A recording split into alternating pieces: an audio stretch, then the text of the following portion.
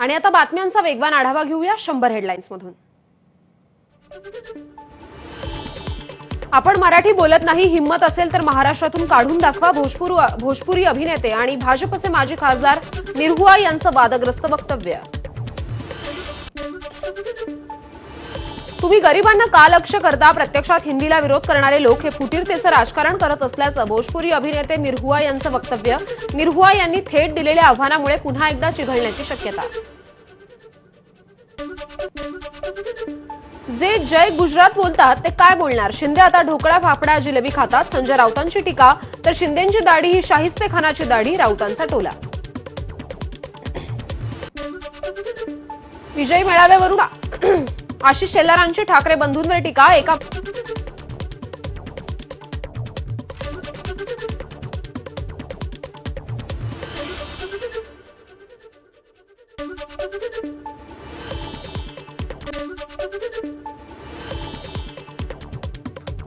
आशिष शेलार भारतातील एक नंबरचे वक्ते, शेलारांचं आम्हाला कौतुक। मनसे नेते बाळा नांदगावकरांची टोलेबाजी।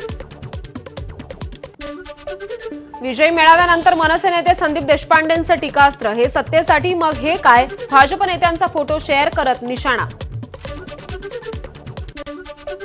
धन्यवाद देवा भाऊ, तुमच्यामुळे एकत्र आले ठाकरे भाऊ। वाद संपले, विश्वास वाढला, महाराष्ट्राची नवी उभारी। विजयी मेळाव्यानंतर ठाण्यात मनसेकडून बॅनरबाजी।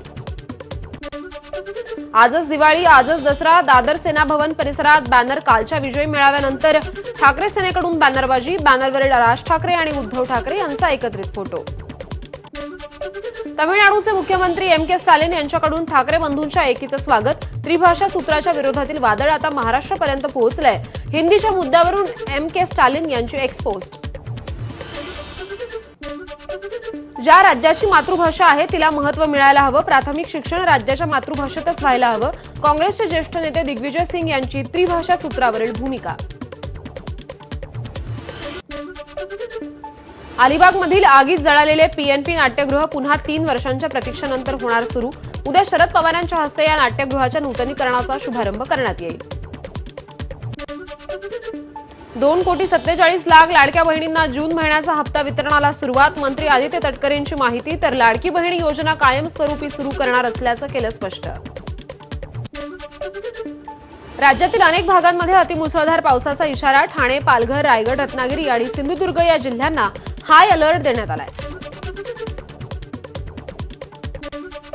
पुणे आणि घाटमाथ्याला आज आणि उद्या रेड अलर्ट, तर रायगड, रत्नागिरी, नाशिक आणि साताऱ्याला ऑरेंज अलर्ट जारी झालाय। नालासोपारा परिसरात गेल्या रात्रीपासून मुसळधार पावसाची हजेरी। सलग पडणाऱ्या पावसामुळे अनेक सखल भागांमध्ये पाणी साचलंय। आचोळा पोलीस स्टेशनच्या आसपासचा मुख्य रस्ता पाण्याखाली गेलाय। नाशिक जिल्ह्यामध्ये पावसाचा जोर वाढला। धरणांच्या पाणलोट क्षेत्रात मुसळधार पाऊस। 4,656 इतका पाण्याचा विसर्ग गोदापात्रामध्ये सुरू।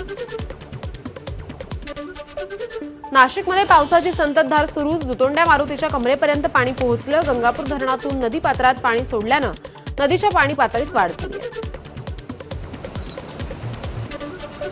नाशिकच्या रामकुंड परिसरामध्ये पूर परिस्थिती। आजूबाजूच्या परिसरात पुराचं पाणी शिरलं। नागरिकांना सतर्कतेचा इशारा। नाशिकच्या रामकुंडात अडकलेल्या तरुणाची सुटका। पाण्याचा विसर्ग वाढवल्यानं रामकुंडात रात्री तो तरुण अडकला होता। भंडाऱ्यातील गोसेखुर्द धरणाच्या 15 दरवाजांमधून 62,139 क्युसेकनं पाण्याचा विसर्ग। धरणाच्या पाणलोट क्षेत्रात पडणारा पाऊस कमी झाल्यानं पाण्याचा विसर्ग कमी। ठाणे घोडबंदर मार्गिका 5 ते 9 जुलै या कालावधीत रात्री 11 ते सकाळी 7 या वेळेत वाहतुकीसाठी बंद राहील। मेट्रो प्रकल्प कामामुळे वाहतूक पोलिसांनी हा निर्णय घेतलाय। फुकट्या रेल्वे प्रवाशांवर कारवाईचा धडाका। पश्चिम रेल्वेनं एप्रिल ते जून महिन्यात केली 58.79 कोटींची दंडवसुली। 122 कोटींच्या न्यू इंडिया कोऑपरेटिव्ह बँक अपहारा प्रकरणी लखनौमधून आरोपीला अटक। 7 जुलैपर्यंत सुनावली पोलीस कोठडी। पुण्यात 73 वर्षीय वृद्धाकडून क्लिनिकमधील रिसेप्शनिस्ट तरुणीचा विनयभंग। लज्जास्पद वक्तव्य केल्याप्रकरणी आरोपी विरोधात विश्रामबाग पोलीस ठाण्यात गुन्हा दाखल। खोटी अफवा पसरवणाऱ्यांना सोडणार नाही. पुण्यातील कोंढवा प्रकरणावर पुणे पोलीस आयुक्त अमितेश कुमार यांचा इशारा. पुणे शहरात महिला सुरक्षित नसल्याचा नरेटिव्ह सेट करण्यात आला. अमितेश कुमार यांचं वक्तव्य. बीड कोचिंग क्लासमधील विद्यार्थिनीच्या लैंगिक छळ प्रकरणी शिक्षक पवार आणि खाटोकरवर दुसरा गुन्हा दाखल. दुसऱ्या पालकांना लैंगिक छळाची तक्रार दाखल केल्यानंतर आता शिवाजीनगर पोलीस ठाण्यात आणखी एक गुन्हा. महादेव मुंडे हत्या प्रकरणात पोलिसांनी नोंदवला विजयसिंग बाळा नांगर यांचा जबाब. आता महादेव मुंडेंच्या हत्या प्रकरणाच्या तपासाला येणार गती. पोटफुगी झाल्यानं 10 दिवसांच्या बाळाला गरम विळ्यानं दिले 39 चटके. अमरावतीच्या मेळघाटातील दहेंद्री गावातील घटना. अघोरी उपचार करणाऱ्या वृद्ध महिलेविरोधात गुन्हा दाखल. जळगावात चालकाचं नियंत्रण सुटून बस नदीत कोसळली. अपघातात एकाचा जागीच मृत्यू.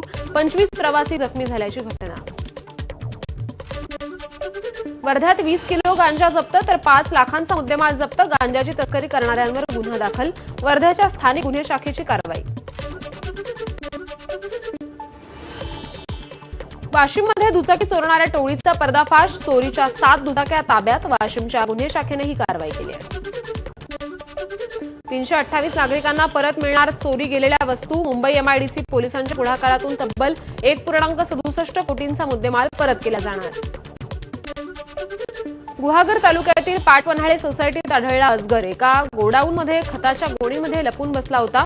सर्पमित्रांनी त्याला पकडून नैसर्गिक अधिवासात सोडलं. आपण सुरू ठेवूया. ठाण्यात काँग्रेसच्या वतीनं खड्डे भरो आंदोलन. ठाण्यातील काँग्रेस अध्यक्ष विक्रांत चव्हाणसह कार्यकर्त्यांनी शहरांमधील खड्डे भरण्याचं काम हाती घेतलंय. चंद्रपुरातील ताडोबा व्याघ्र प्रकल्पातील बछड्यांची मस्ती कॅमेऱ्यात कैद. शुभम मडावींनी त्यांच्या कॅमेऱ्यात कैद केलेल्या बछड्यांचा खास व्हिडिओ एबीपी माझाच्या प्रेक्षकांसाठी. 4200 विद्यार्थ्यांनी सोडवला स्पर्धा परीक्षेचा सराव पेपर. शालेय विद्यार्थ्यांमध्ये स्पर्धा परीक्षा विषयीची ओढ निर्माण व्हावी यासाठी गडचिरोली पोलीस दलाचा उपक्रम. अमरनाथ यात्रा सुरू झाली असून भाविकांची मोठी गर्दी होती. अनेक भाविक पवित्र गुहेतील शिवलिंगाचं दर्शन घेण्यासाठी पोहोचत आहेत. कैलास मानसरोवर यात्रा 5 वर्षांच्या खंडानंतर सुरू. उत्तराखंडचे मुख्यमंत्री पुष्कर सिंग धामी यांनी यात्रेकरूंच्या पहिल्या तुकडीला घेऊन जाणाऱ्या बसला हिरवा झेंडा दाखवला. यमुनोत्री महामार्ग गेल्या 8 दिवसांपासून बंद. सिलाई बंदजवळ ढग फुटल्यानं राष्ट्रीय महामार्गाचा मोठा भाग वाहून गेलाय. श्रीनगरमधील गंगानगरच्या अनेक भागात मुसळधार पाऊस आणि वादळाचा हाहाकार. विजयनगरमध्ये घराचं छत कोसळल्यानं एका मुलीचा मृत्यू तर 3 जण जखमी. जम्मू काश्मीरमधील राजौरीला मुसळधार पावसानं झोडपलं. धराली आणि सक्तो नद्यांच्या पाणी पातळीत वाढ झाली. हिमाचल प्रदेशच्या चंबाच्या सुरामध्ये ढगफुटी. 2.5 कोटी खर्च करून बांधलेला पूल देखील वाहून गेलाय. हिमाचलमधील नुकसानीबाबत पंतप्रधान कार्यालयाला अपडेट दिले. या आपत्तीतून राज्याला सावरण्यासाठी शक्य तितका निधी आणण्याचा प्रयत्न. मंडीतील पूर परिस्थितीवर खासदार कंगना रनौत यांचं वक्तव्य. अमेरिकेतील टेक्सासमध्ये महापूर आलाय. भीषण पुरात आतापर्यंत 50 जणांचा मृत्यू तर 27 जण बेपत्ता. पंतप्रधान नरेंद्र मोदी ब्रिक्स शिखर परिषदेत सहभागी होण्यासाठी ब्राझीलला पोहोचले. रिओ दी जानेरो येथील आंतरराष्ट्रीय विमानतळावर पंतप्रधान मोदींचं भव्य स्वागत.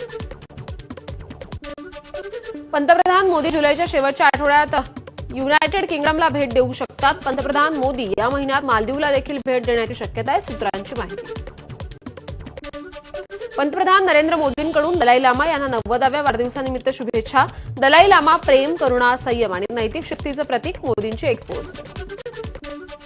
दलाई लामा यांना वाढदिवसाच्या शुभेच्छा देण्यासाठी हॉलिवूड अभिनेते रिचर्ड गेरे धर्मशाळेत आले. यावेळी केंद्रीय मंत्री किरेन रिजिजू, राजीव रंजन सिंग देखील 14व्या दलाई लामाच्या वाढदिवसाच्या समारंभाला उपस्थित होते. इस्रायलसोबतच्या युद्धानंतर इराणचे सर्वोच्च नेते आयातुल्ला खमेनी पहिल्यांदाच तेहरानमधील एका कार्यक्रमात सहभागी. तेहरानमध्ये आशुराशी संबंधित शोकसमारंभात सहभागी झाले होते.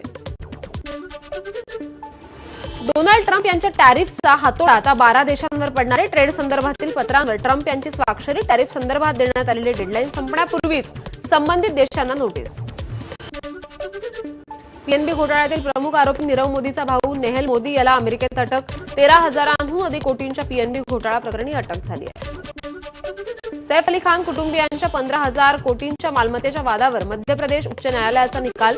न्यायालयानं सैफ अली खान, त्याच्या बहिणी आणि आई शर्मिला टागोर यांना मालमत्तेचे वारस घोषित करण्याचा कनिष्ठ न्यायालयाचा आदेश फेटाळलाय. भारतीय महिला फुटबॉल संघ आशियाई कपच्या अंतिम फेरीत थायलंडवर 2-1 असा रोमांचक विजय मिळवत भारतीय संघ अंतिम फेरीत.